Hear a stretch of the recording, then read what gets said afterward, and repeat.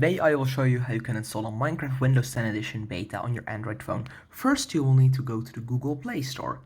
Then you will need to go to the Minecraft page, which I have already done.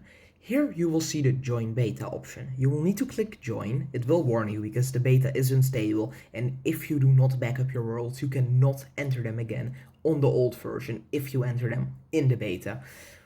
So be warned, and then you will need to continue. This might take a few minutes, so I will pause the video and we will catch up with it in a minute.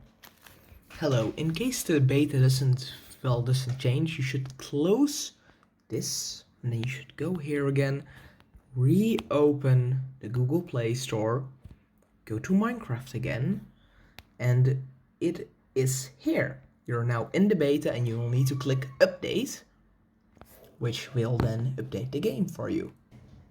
It has installed and now we can click play.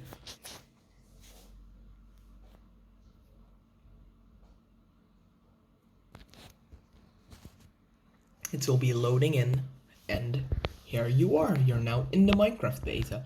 If you enjoyed this video and it was helpful for you, please like, share and subscribe the video, and have a nice day.